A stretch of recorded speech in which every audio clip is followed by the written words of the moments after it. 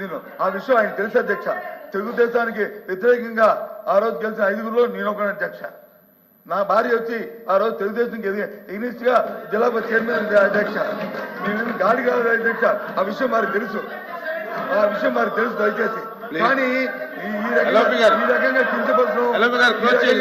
కించపరచడం ఉంది ఆయనగా తగిన అధ్యక్ష. ఒక నిమిషం, నేను సబ్జెక్ట్ మాట్లాడు అధ్యక్ష. సభ్యులు మాట్లాడు.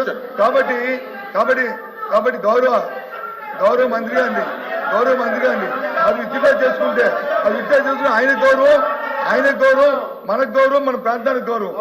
ఆయన గౌరవం మనకు గౌరవం, మన ప్రాంతానికి గౌరవం. ఆ బరుడు గాలికి వస్తున్న మాట అనే వాటిని విత్డ్రా చేసుకుంటే ఆయనకు గౌరవం, మాకు గౌరవం, మన ప్రాంతానికి గౌరవం, రాజకీయాల గౌరవం. దయచేసి మాట్లాడేది అధ్యక్ష.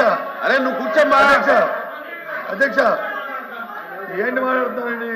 మీరు ఎందుకు మాట్లాడుతున్నారు? మంత్రి గారు ఉన్నారు, వ్యవసాయ మంత్రి గారు ఉన్నారు, ఆయన ఏదో అన్నారని చెప్పి ఆయన అడుగుతున్నారు. కావాలంటే ఆయన సమాధానం చెప్తారు. మీరెందుకు లేచి మాట్లాడతారు? లేదు, కించపరిచే మాటలు కానీ మాట్లాడదమ్మా. ఇంత అధ్యక్ష చెప్పండి. కించపరిచే మాటలు కానీ మాట్లాడమ్మా. ఏదైతే నా మీద వ్యక్తిగతంగా గాలికి వచ్చిన మాట అన్నారో అది వారికి గౌరవం కాదు, నాకు గౌరవం కాదు, మన ప్రాంతానికి గౌరవం కాదు. మనందరం కూడా కింద స్థాయి చూస్తున్న వ్యక్తులు. ఇవాళ అబ్బాయి ఏ పార్టీలో ఉన్నా, ఎక్కడ అధికారంలో ఉన్నా వాటిని ఎదిరించి పోరాడి రాజకీయాల్లోకి వచ్చి ఇక్కడ నిలబడి గౌరవ స్థానంలో ఉన్న వ్యక్తులు ఈ రకమైన మాట్లాడి మనం కించపరుచుకోవడం బాధ్యత కాదని మనం చేస్తూ సభ్యుడు వచ్చి సబ్జెక్ట్ మాట్లాడుతున్న అధ్యక్ష. మా సభ్యుడికి అవకాశం కోరుతున్నాం. మాట్లాడతారా? సింపుల్ గా. అచ్చెన్నాయుడు గారి గురించి మీకు తెలుసు, నేను ఎప్పుడు కూడా వ్యక్తిగతంగా విమర్శించను. సబ్జెక్ట్ మీద మీరు ఎంత మాట్లాడితే దానికి అంత ధీటుగా సమాధానం చెప్తాను. మీరు ఎన్నిసార్లు అడిగినా చెప్పడానికి మీరు చూశారు, గత సభలో చూశారు, అంతకుముందు కూడా చూశారు.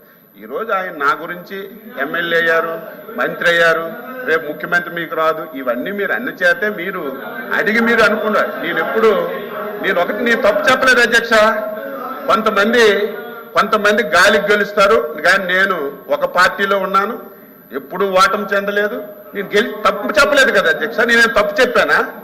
లేకపోతే నువ్వు గెలకంటే గెలిచావని శాసనమండలి అబద్ధం ఆడుతున్నావని చెప్పానా? నేనేం తప్పు నేను ఎప్పుడు కూడా మళ్ళీ శాసన మండలిలో నేను పునరుద్ఘాటిస్తున్నాను. వ్యక్తిగతంగా ఎవ్వరికి నాకు ఎన్ని ఇబ్బందులు పెట్టారో తెలుసు, నాకు ఎన్ని సమస్యలు సృష్టించారో తెలుసు. 8 మాసాలైంది నాకు సమస్యలు సృష్టించిన వాళ్ళ మీద, లేకపోతే నాకు ఇబ్బంది పెట్టిన వాళ్ళ మీద ఎక్కడైనా మీరు రికార్డు అంతా చదవండి. ఒక్కల మీద ఒక్కరోజు నేను మాట్లాడితే నేను అది సిగ్గుగా భావిస్తాను. ఇప్పుడు అలా మాట్లాడినది ప్లీజ్. మరి గౌరవ ప్రతిపక్ష నాయకులు మాట్లాడిన తర్వాత నేను చెప్పవలసి వచ్చి చెప్పాను. ఈరోజు ఏదైతే మాధవ్ గారు చెప్పారో ఆయనకు మళ్ళీ చెప్తున్నాం, ఇది కాంట్రాక్ట్ మార్చలేదు, అతి త్వరలో పనులు ప్రారంభిస్తాయి. దీని ఒక టైం బౌండ్ పెట్టుకొని రామాయంపట్నం, కొత్తగా వచ్చినటువంటి దుగ్గిరాజుపట్నం, మా జిల్లాలో ఉన్న